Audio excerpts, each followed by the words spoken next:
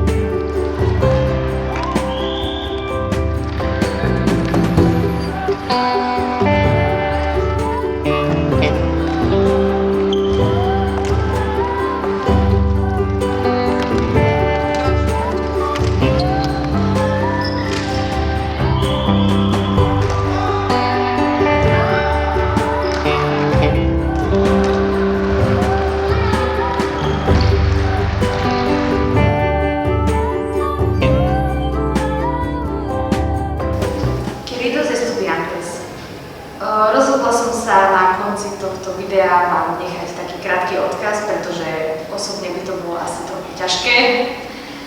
Tak v prvom rade som sa vám chcela poďakovať za moju novú vedomosť, že byť učiteľkou je skvelá profesia a za všetko, čo som sa popri trávení času s vami naučila. Nebolo toho málo. Ďakujem predovšetkým členom Žiackej školskej rady za pomoc pri organizácii všetkých akcií, všetkých skvelých akcií, ktoré sme na tejto škole mali. A úprimne si myslím, že žiadna škola sa nemôže vypíšiť takými super žiakmi, ako máme my na tejto škole. Dokážte im to aj na organizácii tohtoročného plesu, aj na všetkých ďalších akciách, ktoré budete organizovať. Pevne dúfam, že veci ako plastové fľaše alebo nezvestný Homer, ktorý je nezvestný už 2 roky, alebo poloboh a polopes Aron ostanú navždy vo vašich spomienkach. Takisto ako tento Pedro, ktorého vám tu nechám, aby ste sa o neho starali, alebo skôr, aby sa on staral o vás. A ďakujem, že vždy, a hlavne za tieto posledné 3 mesiace, ktoré som trávila priamo s vami, ste mi dodali úžasnú silu a energiu, či už v pracovných alebo v iných záležitostiach. Ste super a nezabudnite sa učiť aj španielčinu.